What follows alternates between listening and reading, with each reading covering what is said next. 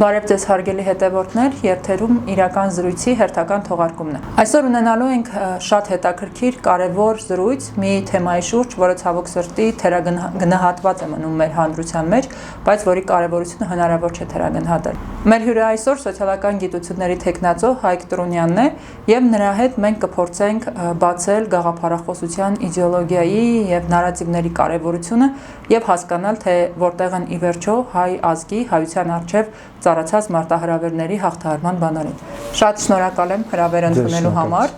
եւ դուք այս գործի մասնագետն եք, շատ լուրջ փորձ ունեք այս ոլորտում եւ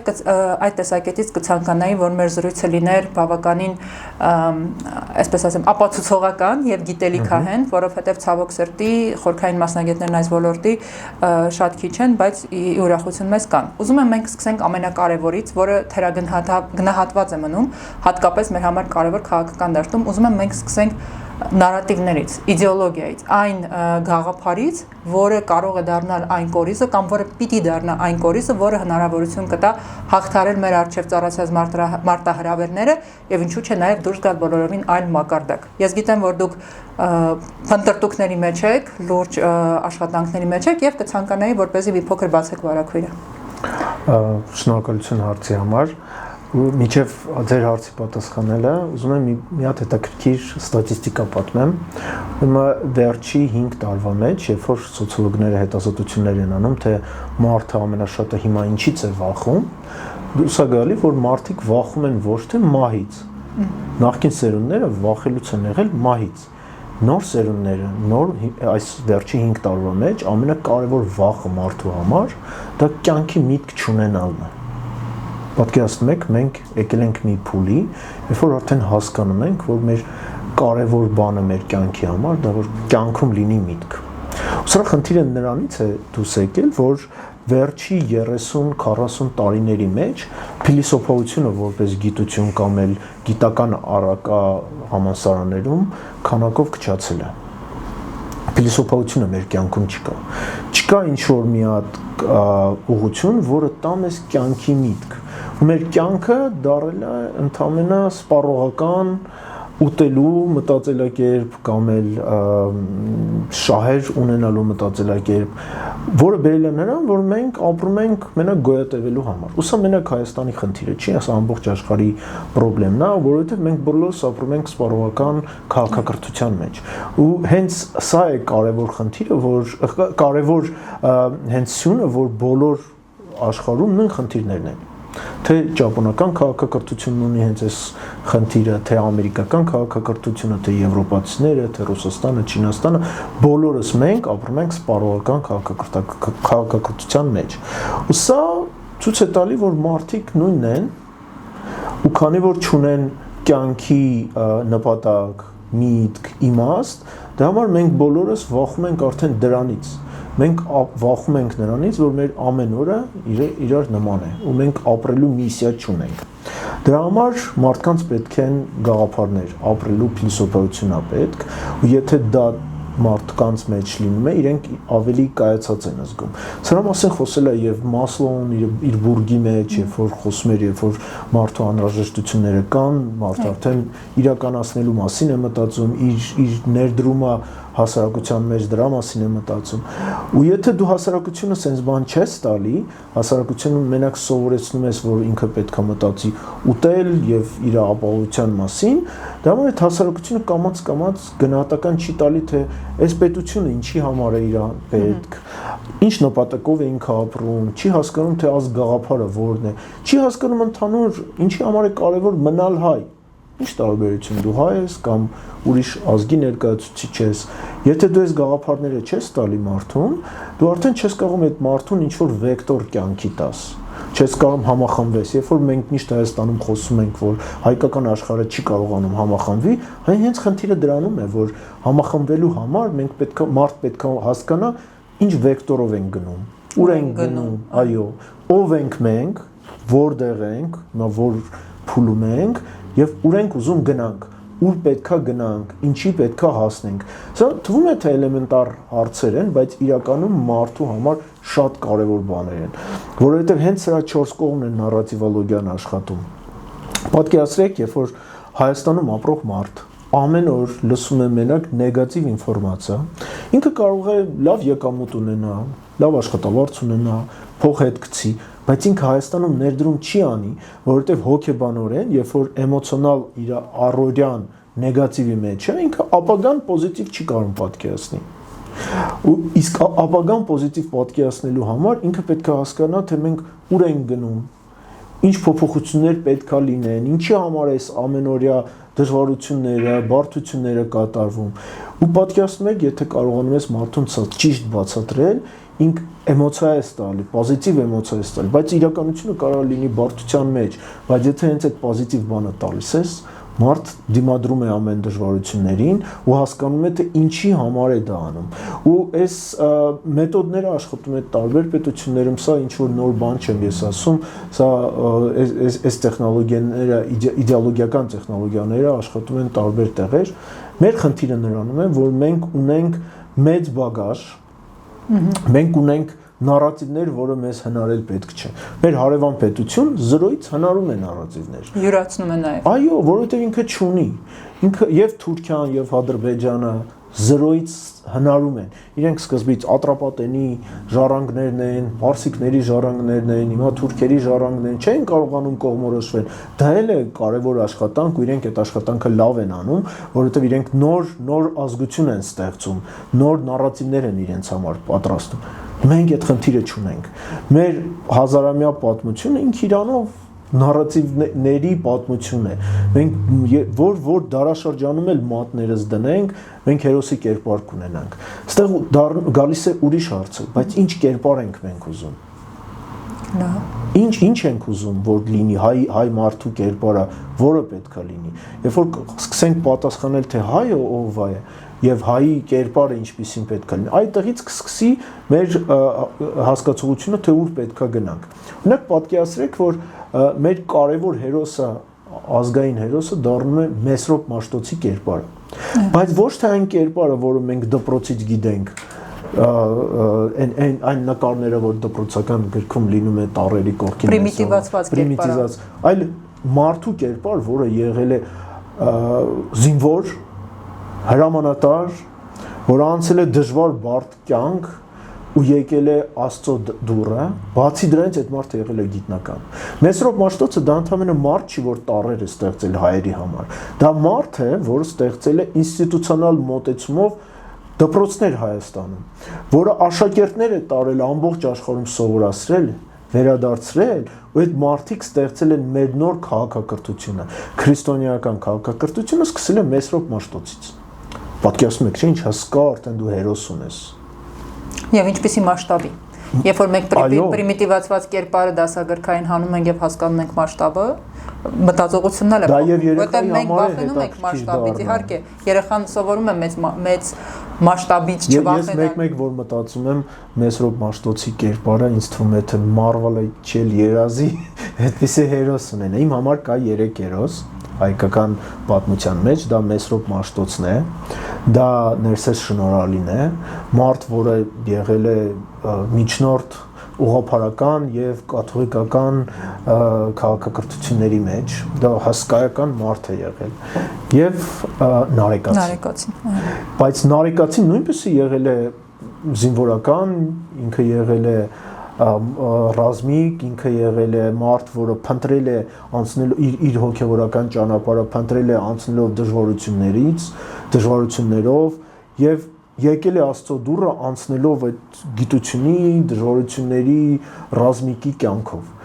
Եթե մենք կարողանանք հայ մարդուն ցույց տանք, որ դու այս մարդու կերպարն ես, ժառանգն ես, այսա է քո հերոսը,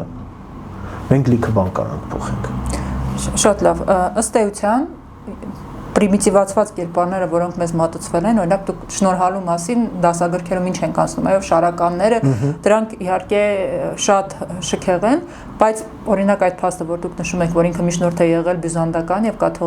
կաթոլիկ եկեղեցիների միջև, դա ստեցան ցույց է տալիս նաեւ այդ մարդու ներգրավվածությունը քաղաքակրթական process-ներին, էլի մասշտաբը։ Մեր պատմությունից այդ հանգամանքները հանվել են, այդ բոլոր փաստերը հանվել են եւ ամեն շատ պրիմիտիվացվել է։ Ըստ էության մարդիկ են, ովքեր սկսելով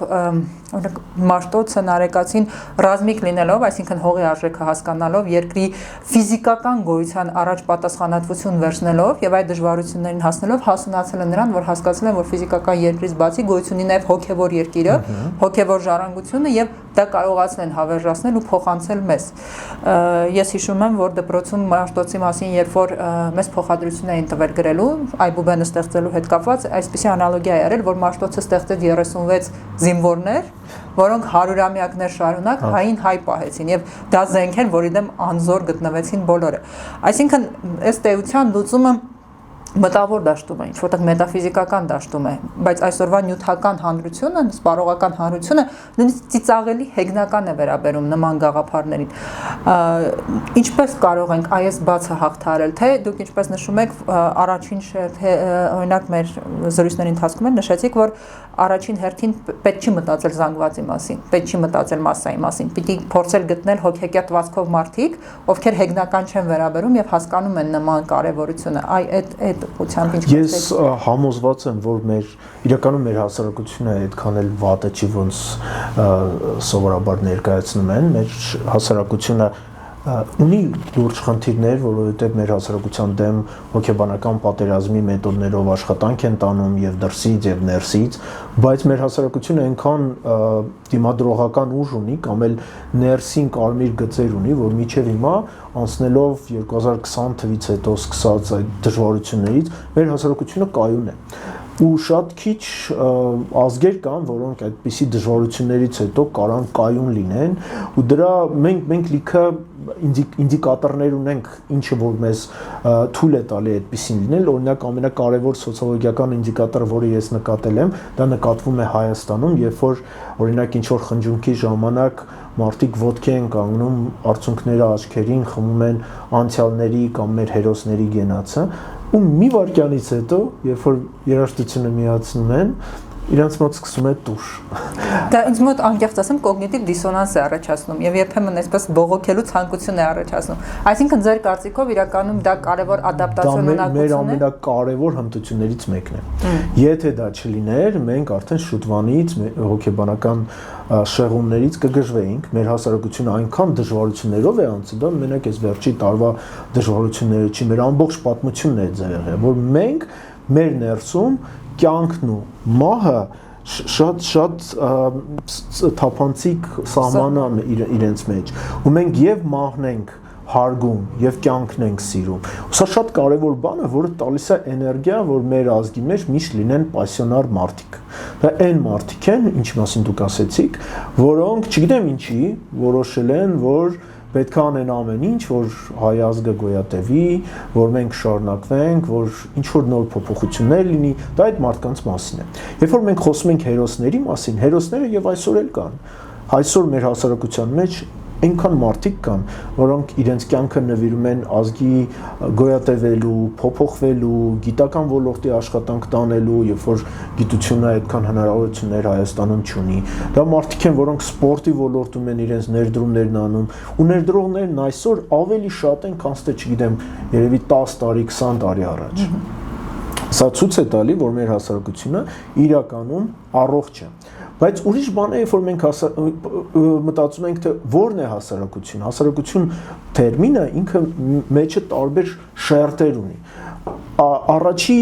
շերտը դա պասիոնար մարդիկ են։ Հենց այդ ակտիվը, որը միշտ մտածում է փոխի չմտածելով իրենց անձնական շահերին, այլ մասին մտածում են հասարակության շահերի մասին, փոփոխությունների մասին, դրանք այդքան շատ քանակով պետքա չլինեն։ Մաքսիմում պետքա լինեն 3-ից 5%։ Եթե լինեն շատ, հասարակության մեջ կլինի կոնֆլիկտներ։ Դրա համար հանցագործներն են պասիոնար մարդիկ։ Այսինքն ըստ էության այսպեսի մի հետաքրքիր տեսություն եմ կարդացել, մարդաբաններ, անթրոպոլոգները ներկայացնում են, նրանք ներկայացնում են, որ հերոսը դա նորմայի շեղումն է։ բնության, այսինքն բնությունը նորմայից շեղում է տալիս հասկանալու համար, թե պայմանական հերոսը կամ պայմանական պասիոնար միջինից տարբերվողը այդ շեղում ինչքանով է օգտակար տեսակի պահպանման եւ տեսակի համար։ Նրանք փորձում են կենսաբանական տեսակետից հերոս կերպարը ինքը շատ բարդ բան է, որովհետեւ դու պետքա ոչ թե մարդուն հերոսացնես, այլ այդ մարդու արարքը դա Հայաստանում մանավանդ դա շատ լուրջ խնդիր է, որովհետև մենք այսօր հերոսի կերպարը Հայաստանում մի քիչ վատաբեկված է, որովհետև կան հերոսներ, որոնց մարդիկ հերոսներ են ընդունել կամ մեր հասարակությունը ընդունել է որպես հերոս, բայց դու սեյք է, որ ինչ որ ժամանակաշրջանում քրոնոտիպ գաղափար կա սոցիոլոգիայի մեջ, ժամանակաշրջանում եւ տարածքում այդ մարդիկ արել են ինչ որ մի բան, որը չի համապատասխանել նորմային ու մենք կոչել ենք իրենց հերոս։ Ոստեղ գալիս է կոգնիտիվ շեղում, որ առեոլի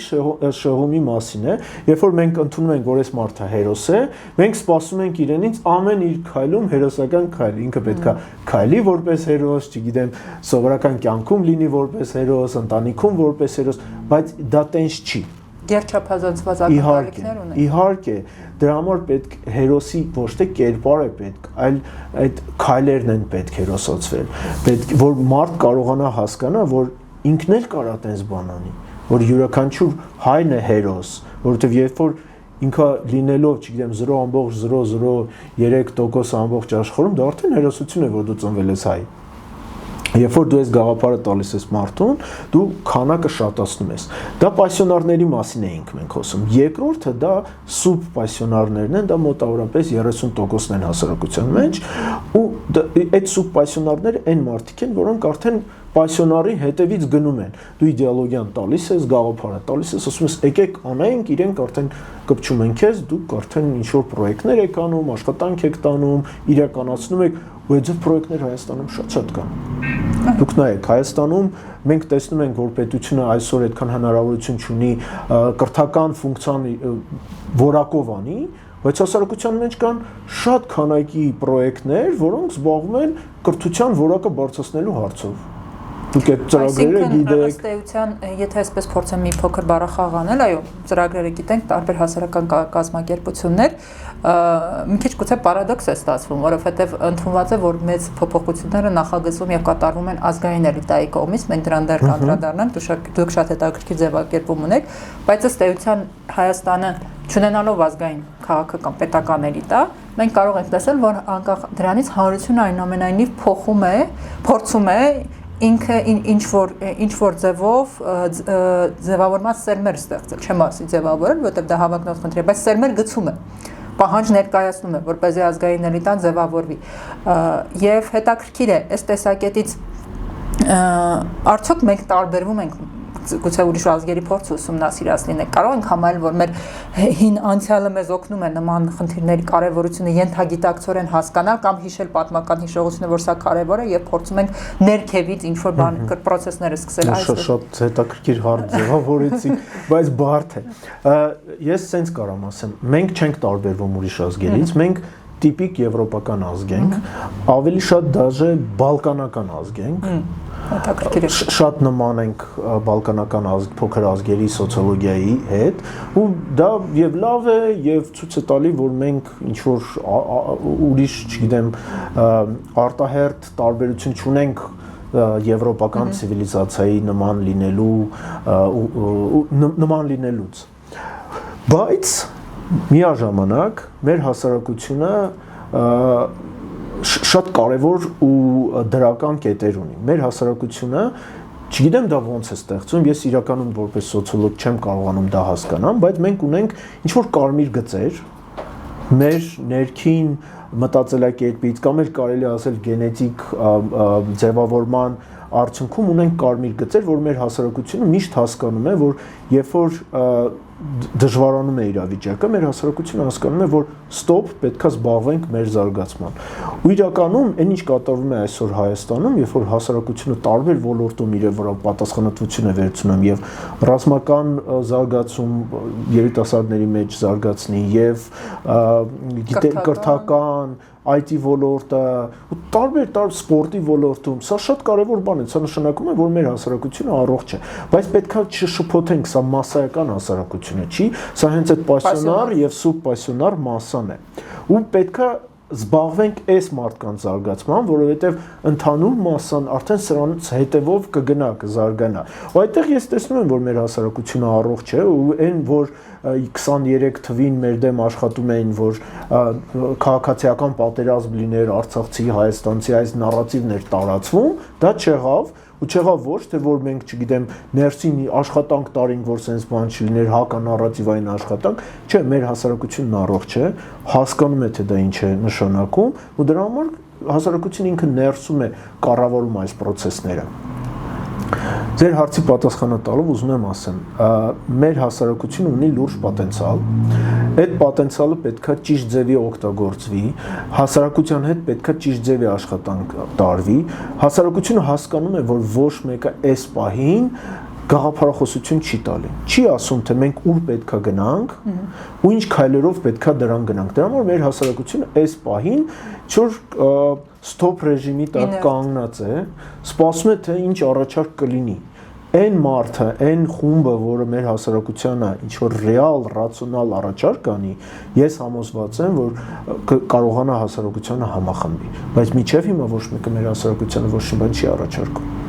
Հասկացա։ Մի կարևոր բարձաբանում մտցնենք, այլ խոսում եք կարմիր գծերի մասին։ Ինձ հետաքրքիր է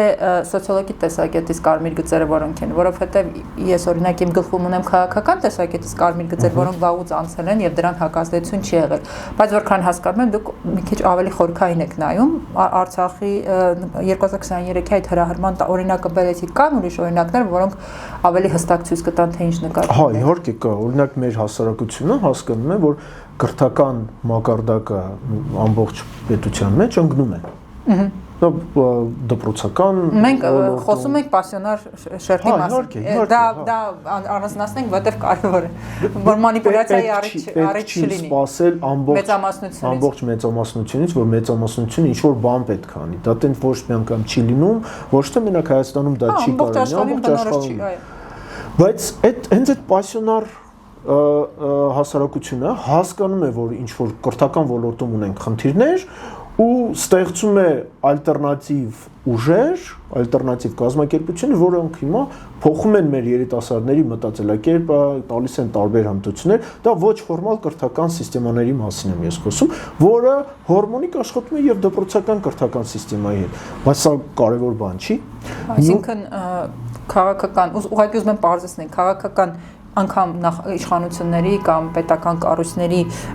կողմից նախաձեռնության բացակայության պատճառով, եթե հանրությունը ի վիճակի է ինքնուրույն խնդիրները գիտակցելով որոշակի լուծումներ առաջարկել թեկուզ փոքր մասշտաբով, դա արդեն լուրջ սիմպտոմ է, որ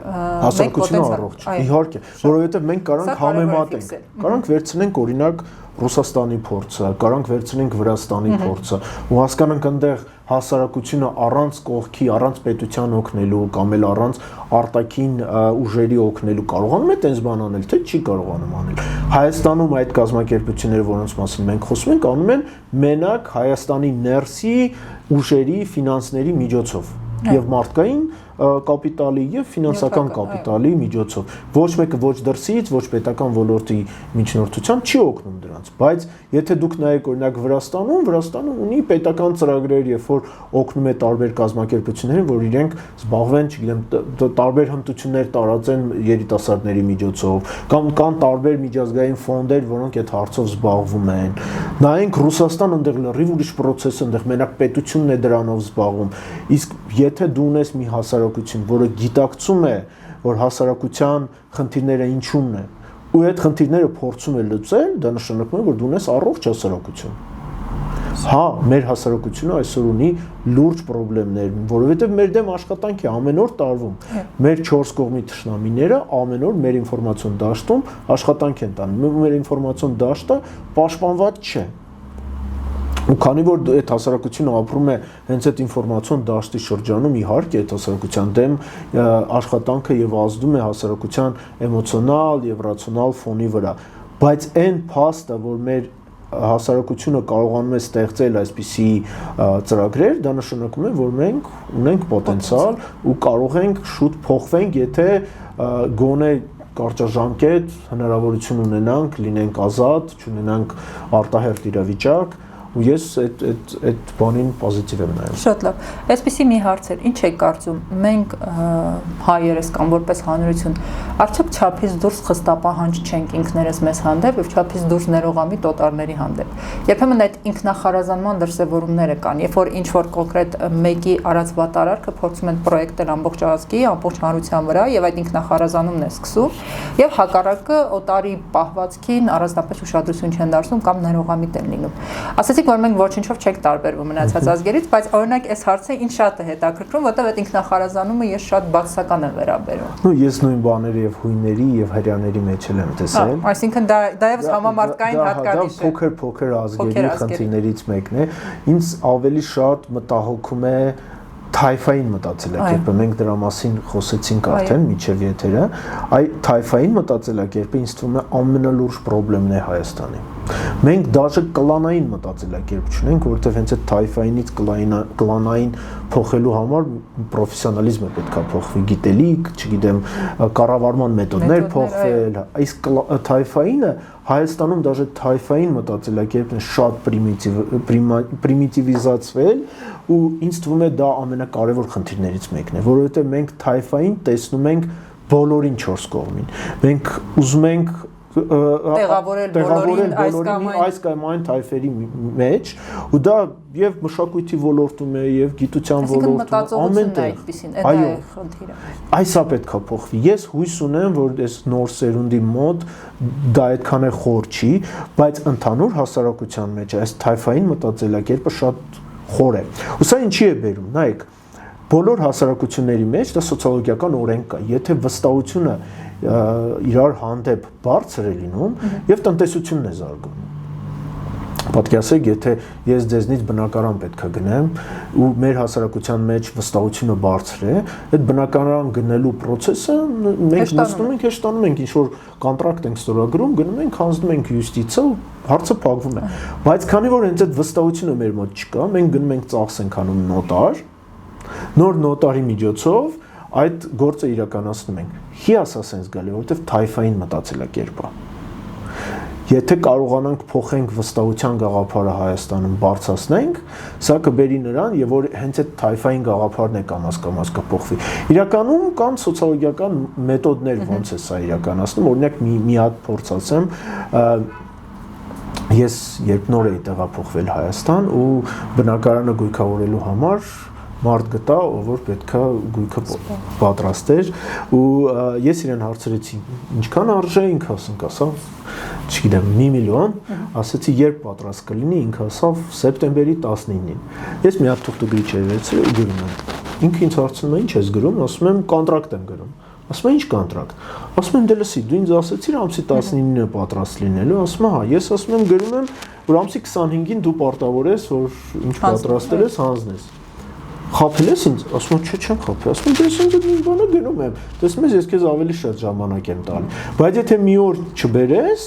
այդ ժամանակ դու ինձ 10,000 դրամ պետք է ավելորդ տաս, ուրեմն սեպտեմբերի 18-ին առավոտը ժամը 6-ին այդ մարդն ինձ զանգում էր, այսպիսի մեթոդներ, բայց դրանից հետո մենք իր հետ շատ ենք աշխատել, բայց ես արդեն էլ տենց բան չեմ արել, ես իրան եմ վստահել, ինքը ինձ է վստահել, ցենց մեթոդներ, կառավարման մեթոդներ շատ կան ու Նորվեգիայի փորձը լիքը բան կարա մեզ տա, մենք քանի որ նորից եմ ասում, չենք տարբերում ուրիշ ազգերից, կարող ենք այդ փորձերը վերցնել եւ օգտագործել, ու ես համոզված եմ, որ մեր հասարակությունը առողջ է, համոզված եմ, որ մեր հասարակությանը եթե ճիշտ աշխատանք տանենք, մենք կարողանանք եւ ընդհանուր փոխենք ոչ թե մենակ հասարակությունը, այլ պետական մակարդակը։ Շատ լավ, շատ կարեւոր թեմա է։ Ճիշտ ասած, ես ուզում եմ մենք առանձին անդրադառնանք, ինչ շատ է դուր գալիս ձեր նարատիվները, մասնավորապես հայկական աշխարհի ազգային էլիտայի եւ այն, բայց դրանք բավականին լայնածավալ թեմաներ են եւ անկեղծ եմ ասում, չեմ ուզի, որ դրանց վրայով հպանցիկ անցնենք։ Կառաջարկեմ մենք պլանավորենք եւս 1-2 զրույց, որտեղ արդեն ավելի մանրամասն կանդրադառնանք այդ թեմաներին, որովհետեւ դրանք խորքային թեմաներ էին։ Այս զրույցը կարծում եմ շատ կարեւոր էր այն տեսակետից, որ մեր հանրությունը, որ մեզ այդքան ինքներս մեզ փնովում ենք, համարում ենք, որ վերջ ամեն ինչ ավարտված է, կար շատ պոզիտիվ մարդիկ, ասեմ ձեզ, որ Հայկի հետ մենք մինչեւ եթեր բավականին զրուցեցինք եւ այդ զրուցելուց հետո իմ մոտ բավականին օպտիմիզմ արթնացավ, անկեղծ ասեմ, ես շատ ավելի պեսիմիստական էի տրամադրված։ Ես ընկեր ունեմ, որը ինձ միշտ ասում է, երբ որ քեզ դու թե Հայաստանում սաղ վատ է, հիշի որ կա աշխարհում Սոմալի պետություն։ Դե հա, բայց Սոմալին քաղաքակրթական չէ, ինչպես մենք ենք ասում։ Պատասխանատվությունը մեր նախնիների, պատասխանատվությունը մեր նախնիների առաջ երևի պասիոնար շերտի համար, ինձ համարում եմ այդ շերտի ներկայացուցիչ, ոնց է բեռ է դառնում ուսերից։ Ես այսպես կարամ, ոչ թե լավ իմաստով բեռ է դառնում, պատասխանատվությունը մեծ է եւ հետեւաբար պահանջներն են մեծ։ Ում շատ տրվում է, նրանից շատ էլ պահանջվում է այդ տեսակետից։ Բայց կարևոր ասելիքն այն է, որ մենք ունենք մեծ պոտենցիալ եւ այդ պոտենցիալի հետ ճիշտ աշխատելու դեպքում կարող ենք հասնել հաջողության, իսկ նոր ձևավորվելի քաղաքական ուժերին կարևոր մի բան, որ գաղափարը ամենակարևորն է, իդեոլոգիան ամենակարևորն է, եւ եթե իսկապես ուզում ենք հաջողության հասնել Հայաստանում, պետական լծակներում, քաղաքական համակարգում, ուրեմն առաջին հերթին պիտի այդ հարցը լուծվի։ Հետո առաջարկի եւ ապագայի տեսլականի հայկական երազանքով, ինչպես կուզի դա ներկայացնել, այդ առաջարկը պիտի արվի։ Առանց դրա մենք շարունակել ենք մնալ եղած մատրիցայի սահմաններում, որտեղ արդեն շատ ավելի ուժեղ խաղացող կա եւ որը մենք ի սկզբանե դատապարտված ենք։ Այսօր այսքանը շատ շնորհակալ եմ հրավերի համար, անպայման կշարունակենք թե օֆլայն, թե օնլայն տարբերակով աշխատանքները, որովհետև իրոք սա այն տարբերակն է, որտեղ հույս կա, որտեղ հնարավորություն կա եւ գործնական դաշտում իրավիճակ փոխելու տարբերակ կա։